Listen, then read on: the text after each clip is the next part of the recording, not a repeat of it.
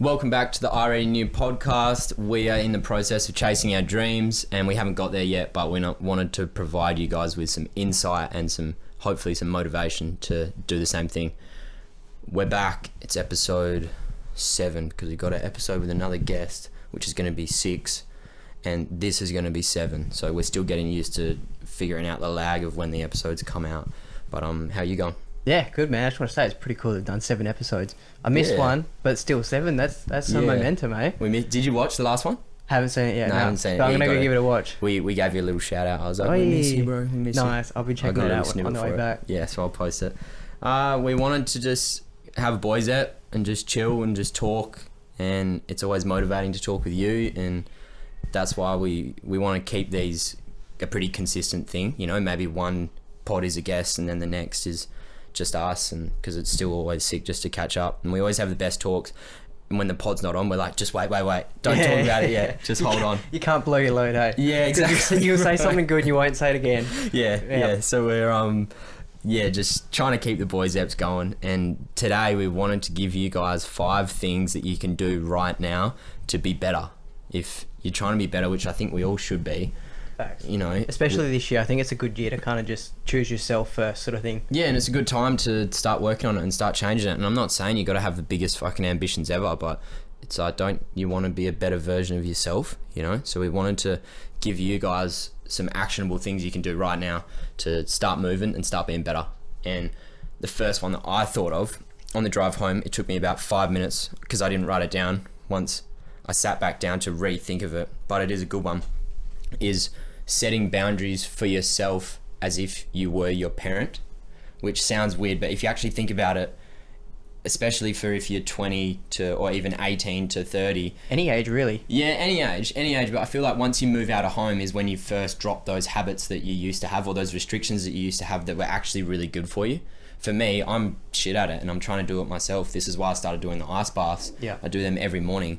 I'm trying to just set things that are non-negotiables. Yeah. And it's like, this is what you have to do and you need to stick to that no matter what, you know, and they have a really good effect on you most of the time. And a lot of the time it's like, oh, can't be fucked, or, yeah, but you do that shit. And that's why parenting can be so influential on people and so great, because it creates habits and it creates healthy habits. I think it's like that line of discipline, I guess. Hey, like you just strengthen that discipline muscle every time you kind of stay true to what your boundary is. And that could be so different for everyone, I think, that boundary. But you've got to kind of reflect on yourself and see like what probably needs to be pulled back a little bit. Like I think, like you mentioned with yourself with the phone, I think that's a powerful one. Even for like anyone, myself, like I get lost sometimes, maybe watching TV too late. And just I'm sure you're not the only one that does that, bro. That's 90% of people. You know? And it's crazy that, man, because it can be detrimental to your sleep and your mental health the next day, believe it or not. So yeah, just unwinding that, turning that off could be a massive thing, I think. For everyone, really. Just completely unwinding and letting your body actually like come to that rest point. And it's hard. Excuse the Instagram, by the way. I'm busy as fuck, and Jay came straight over. Had no time to eat, but it is what it is. We struggle to be honest with ourselves. Yeah. Sometimes, and that's where someone else comes in really handy. But then when you move out of home, you don't have that person a lot of the time anymore.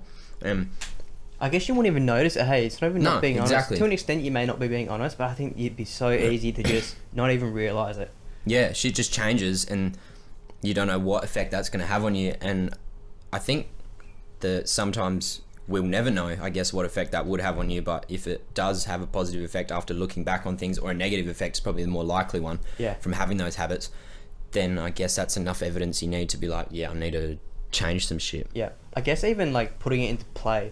See how it goes, whether it's, okay, I'm going to turn my phone off an hour before I go to bed.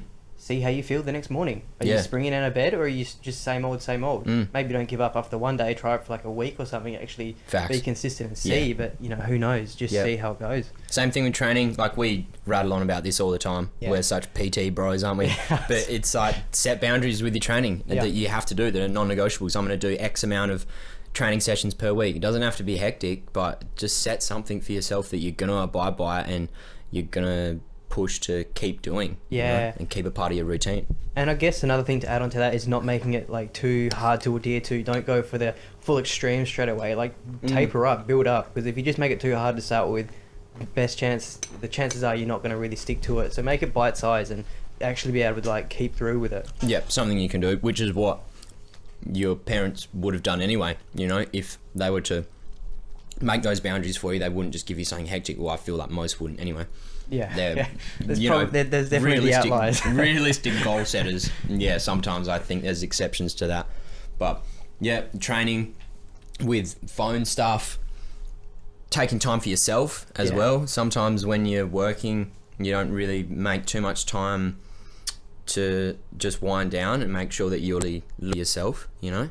Yeah, like setting that boundary to call one friend a week or call one family member or go see a friend for lunch. Because it makes such a difference on your mental health. Yeah, true. Such a difference. I don't know about you, like when I come catch up with like you, Ty, and all that, like I feel great after and the next day. It's just a real momentum swing, man. And you can be going through such a slump, see like an old friend or something, especially like you guys in Ty, like, you know, way back in the day, 10 years ago in Bridgetown sort of thing. It's a massive motivation hit. And even just calling like your parent, like anyone, makes such a difference to your day. Yeah, definitely. That's cool. I never thought of like setting boundaries even for how many calls you're going to make to what types of people.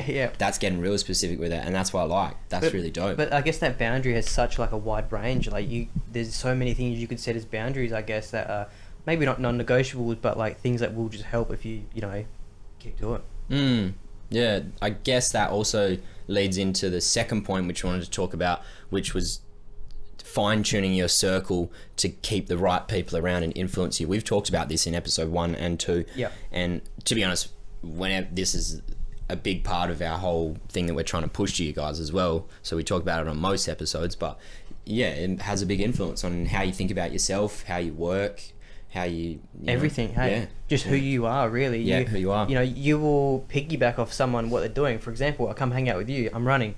I come hang out with you, I'm skipping. Yeah. You know what I mean? I wasn't quite doing that before, and that's not to say I wouldn't have done it if I hadn't like hung out with you more, but it just shows that, you know, your group is influential to what you do, so choose it wisely, really.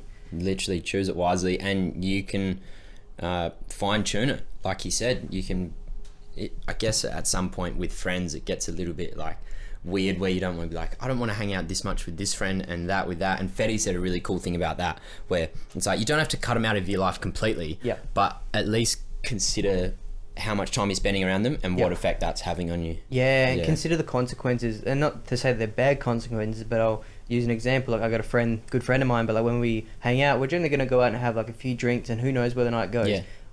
I dedicate that time when I go to do it, and I just understand, okay, this probably is going to be the outcome, but I got to be mentally okay with that, I guess. Can you afford the outcome of that? And sometimes it's just weighing up, I'm about to compete in 2 weeks, maybe I shouldn't. Or, I don't have a comp for this amount of time, and I've actually blocked out this time to have some fun. So. And I guess that comes back to setting that boundary. Okay, I don't have anything ahead. Let's do these things now. So that's that reflecting, I guess. Yeah. And that is going to influence how you think about yourself being around other people. Again, pretty good segue. Why do you give a fuck about what other people think? Doesn't matter. Especially people that you don't even associate with or don't even care about. Why are you changing your actions and your thoughts based on you're possibly pleasing them and possibly not? Just your identity. You're changing yourself, really, which is crazy to think people do. I think that's just 2023, or I feel like we're coming out of it now. Authenticity is a big thing now, but you know, previous to now, it's been social media, like influence, this and that. Like, you know, people want to create this god tier mode of themselves when it's just not who you are, I guess. And like you mentioned, like, why do we care? Why are we gonna not put out the video or not go and do this new sort of thing? You know, like you won't see a bodybuilder really transition into CrossFit because he cares what his bodybuilding bros think. If it's gonna make you happy, do it. Why do you care what they think? At the end of the day, it's not gonna matter. Like they will not, like, no one's really gonna care what you do. And I think when you truly sit down and think about it, and you realize like, whoa, no one cares. It's so like bland to say, but it's just true. No one cares. And if they do care, like Dave Goggins said it best, like you're never gonna meet a hater doing better than you. Like if someone's really caring, they're probably insecure with their own problems and they're just throwing that out onto you. So, you know, if someone's just throwing you down for what you're doing, keep going, I reckon. Someone said to me, treat your negative comments like they're coming from 12-year-olds. And most of the time they actually are, bro. Like I've had some smoke on TikTok where someone hits me up and they're like, bro, what are you doing? Like your music's shit. Why are you even still doing this? And you go and have a look on their account and it's like I don't know, just some cooked video from a year ago and there's nothing else on there, and it's like, what are you doing? Where's your Not to parents? say that how many videos are indicator of success, but still, you kind of just get the vibe that they're not exactly jumping out of bed every morning and going, their parents aren't setting boundaries. they're not going to be the next Elon Musk. You know, like that's the vibe I get. So most of the time, it's like, yeah, it's probably coming from a pretty shit place, and you shouldn't even bother about what they're thinking anyway. Yeah, and I guess even to that, even if it is someone close to you, like, you know, someone could say, like, someone that you respect could say, like, maybe not with the music, but again, if you're having fun, who gives a fuck? Yeah. Because at the end of the day, you finish up going, I'm happy. Yeah, I guess there's an exception to people's opinions that you care about. Yeah. Where they say something like, bro, that's not cool. So then maybe you need to take a step back and be like, I guess context. Okay, maybe you're right. Yeah, context and definitely context. But there's definitely times where it's like, why are you spending your energy on that? Yeah, just that's exactly stop. what you're doing. You are spending your energy. A cup full of energy, you're just tipping it out just so you have less for you. You've only got so much. Yeah, man, 100%. You've only got so much. Why are you, worried about doing that? Ed Sheeran said, most of the time, the thoughts that you think people are having are wrong. So don't bother considering yourself with them anyway. Yeah, Ed Sheeran. Because he used to come out and be like, oh, you know, I know that person thinks this of me. Yeah. And I know that if I do this, then they'll think that of me. Wow. And then you actually get the feedback from, or you actually somehow figure it out. Not what you thought. Completely wrong. Yeah. Yeah. So True. The takeaway from that is you're not even, again, it's not worth spending your energy on. Yeah, you're just being your own critic there, I guess, hey? Yeah. I guess that, that, you know, don't invest your energy there kind of rolls on to the next one. Sleep and routine and structure to kind of keep that energy as good as it can be. How much can you fill the cup? Yeah, that's it. How much can you prepare your cup, I should say? How prepared is your cup going to be? Of this cup. Get a close up on that. How good. I mean it. Yeah, I think that's a good way to look at it. Hey, like, what can you do to prepare your cup to be the best it can the next day? Which is just going to be preparing everything, really. Like, it's that slingshot effect. Getting a good, good routine with your sleep is going to change everything. Yeah. Whether that be, having that unwind time, getting that off your phone an hour beforehand, and TV, and it could be magnesium salts, it could be this and that. There's lots of things. And supplementation nowadays is a massive one for Can you run us through? I know me and Ty and you were talking about this the other day. Whether it's top 2 or top 3, you had a couple there. Yeah. Just give us the best for sleep. I definitely have to throw magnesium in there. That's a massive one, just given that we're all so deficient in it. Not all of us, but it's like one of our biggest deficiencies as a society is magnesium. Most common, So you have that before bed, and that's going to help you kind of relax and unwind a little bit marginally. It'd be good for like your muscles and things like that. Okay. I don't know if that'd even be number 1. I guess they're all powerful on their own, and then can be more powerful to each individual. All useful tools, yeah. I would have to throw in inositol, myo-inositol. That one's a great one. It helps you kind of fall asleep easier. These are natural amino acids, by the way, so they're not like anything crazy. They're not bad for you. They're, if anything, well, they are just like good for you in moderation. If you have too big of a hit of inositol at once, you'll know about it. What'll happen? You just get you get gassy, you get bloaty, you might get explosive. It can be a fine line. So just don't have like a massive amount, weigh it out. I'm sure there's like supplementation recommendations. Correct. Yeah, right? Definitely. Yeah. So inositol to help you get to sleep and kind of be able to fall asleep a lot easier and stay asleep, I guess. A new one I've been playing with is glycine. This thing is powerful. It's a building block of glutathione, which is a real strong antioxidant that your body creates. So which is going to help off fight free radicals, going to help your immune system. It also helps with like your muscles dramatically. It can help with like synthesizing protein. Okay. But this one, I've heard about it for sleep, but starting to use it myself. Last 3 nights, I put it in with my ice cream. So protein, just ice, and blitz it up with some water. It's like a natural sweetener almost. You can use it as sugar. No shit. Okay. Our diet only gets about 2 grams roughly, so I will supplement about 5 grams as well. Yeah. So it gets me towards a higher end, and my sleeps have just been... I even got my partner onto it. She had a terrible night's sleeps last few weeks. Yeah. I was like, try this. She wouldn't do it. She tried it. She woke up this morning going, what the fuck? Really? Yeah, like she was blown away. Slept all night, deep sleep. I'll give you something to try. Yeah. But glycine, not only for like your immune system, like I mentioned, a building block to glutathione, but it's also great for like your muscles, great for your recovery, it's great for your growth, whether in a gaining or a weight loss phase. And yeah, just the sleep quality is immensely different versus without. Did any of those come under the lucid dreaming one that you were talking about? So I didn't throw that in there, but because he said the 3, but Yeah, just out of curiosity. Yeah, L-theanine is something you'll see in pre-workouts a lot. It's kind of like not a depressant, but it's a central nervous system calmer almost. So True. you see that in pre-workouts with high caffeine to kind of negate the jittery effect because it calms you down, right? Yeah, interesting one. So I'll take that through the day sometimes, just put in some water, drink it in the day, keeps me a nice calm, cool, like less anxious sort of effect feel. But then again, using it before night, quite a powerful tool. If you do enjoy having some vivid dreams, it heightens the emotional state you dream. And Oh shit. full lucid, full crazy. I'm all here for it. It's so fun. I won't do it all the time because given I started taking it, I just started having pretty naturally like lucid dreams. I have them now even without it. Yeah. But when I dose it, man, oh my god, they are the most. Like, I can't even comprehend how crazy they are. Never had that before. Yeah, so tread lightly. If someone's having like real bad dreams as it is, maybe not for you. But if you like walking on the wild side, this supplement can be fun. L-theanine, ladies and gentlemen. Yeah, there you go. And the sleep ties in with, we didn't just want to make it just sleep. We wanted to encourage everything under that topic. So routine, training, just get yourself right. Just get your body right. That's a big step to just being better. And everyone can do something today that's going to make your body a little bit better or a little bit more efficient. So sleep, training. Yeah, that kind of comes under the first one where it's like set those boundaries. Just get your training done. Make sure you're staying in your routine. Get your food right. Yeah, diet's a big one. Not even supplementation, just like eat good food. Just eat decent. Like supplementation is definitely, I feel like that 5 or 10%. They're tools based on you as an individual, which you can use to experiment with, by the way.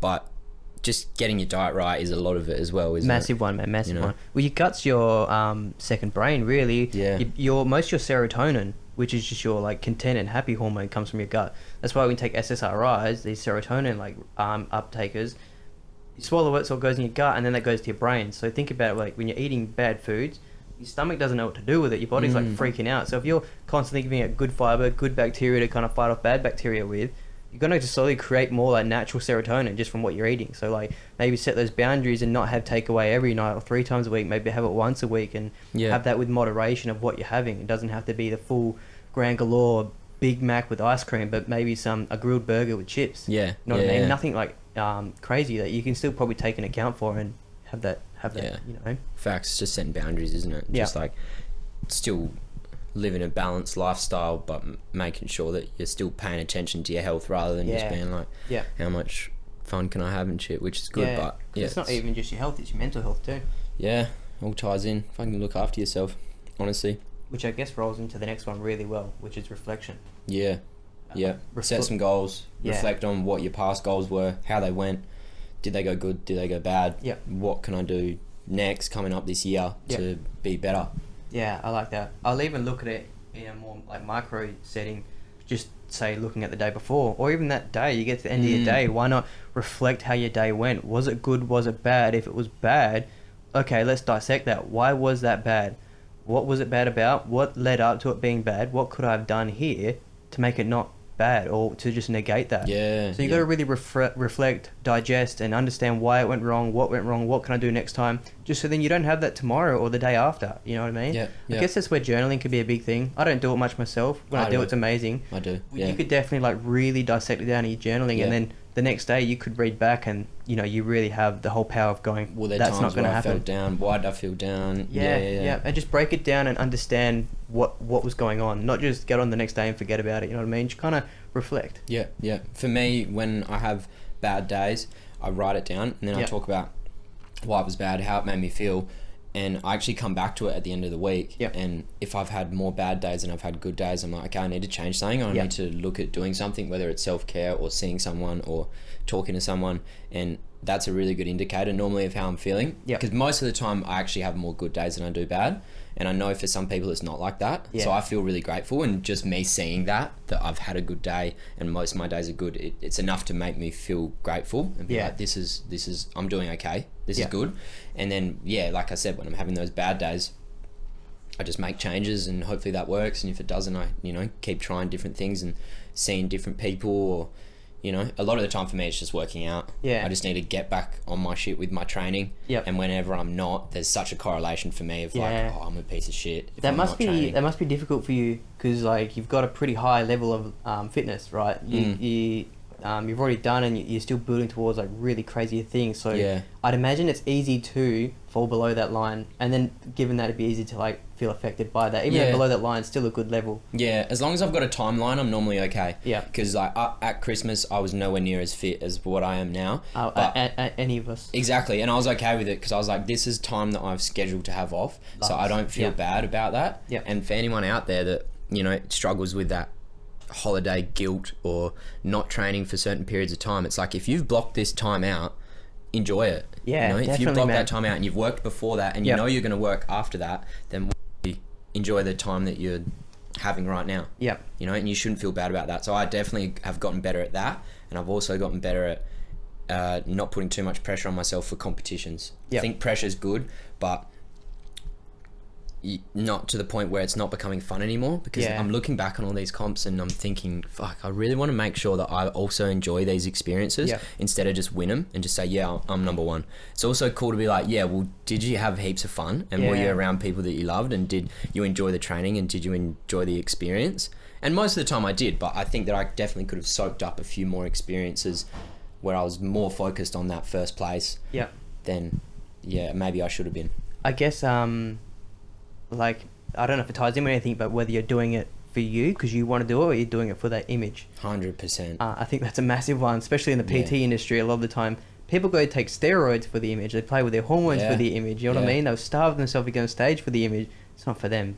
Why are you doing it? I think about it all the time, bro. I'm like, am I chasing this win for the finish line photo that I can post to make me look like an athlete? Or am I doing it because you want the challenge? I want the challenge, and it's something that's building me up and pushing me to be better. And I think it's a bit of both. I think there's got to be a bit of correlation for both, because that's going to motivate you, right? I think you're lying to yourself if you say, I don't do it for any clout, or I don't do it I don't do any of it at all. I think you're lying to yourself if you say that. I also think you're lying to yourself if you say, I just want to be a better version of myself. You know, and that's 100% what it is. So, you know, I don't know. I think it's, mix, and that's healthy. So I think that's a good reflection on that. I just want to add something onto that reflection thing. I mentioned like reflecting on why it was bad, but you've also got to reflect on why it was good. You know, what happened to make that moment or that day good, and kind of just positively reinforce that. So I just wanted to quickly throw that in with that reflection. You've got to reflect on the bad, why it was bad, but also take in the good and why it was good, and, you know, just positively lean towards that, I guess. That's a massive part of journaling, is just gratitude, practicing gratitude. I think that's really big on just, what am I grateful for, and how can I continue to keep that coming and feel that, and have that feeling. It's dope. That leads into the segment that we always have. You messaged me after the last pod and you were like, I forgot the numbers, man. Remind me. 20,500, and I stated 25 grand, and I got just under 2.21 grand. Okay. So end of the year, I was hoping for 25 grand total earnings for the week, and we got just over $20,500. Which was a good stint from the shop. When I took it on, I was only getting like 11, 12 grand weeks. Damn. So that was 8 grand blow up. Yeah, and what about last? Have we not got to the end of last week's yet? You haven't told me about. I was doing the banking. I would have finished it. I'll finish it tomorrow. Yeah. Okay. We had a couple quieter days. Obviously, New Year, New Me. That went crazy last week, and I was like, shit, we just blew our load. That was it. But then yesterday I had like a 3.8 grand day, which was a big day, man. The shop would sometimes do like $900 days, so to get 3.8 grand, like, there's something manifesting, there's something building. I can just feel the energy in the shop right now. It's good.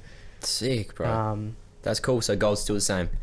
I guess so. I think definitely keeping it above 20 grand will be like hard to do at times, but if I can constantly hit that and then hit 25 grand some point this year, that'd be perfect. So it's still the goal to hit 25 grand in a year, because that'd be a massive week, but it's achievable. I can feel it. What do you guys do for marketing? Do you do those outreaches where you go and give people free subs at gyms and shit, eh? Yeah, so I guess I will conversation with gyms. I'll give goodie bags to their PTs. I'll go talk to the PTs, let them know, like, we have certain gyms we work with.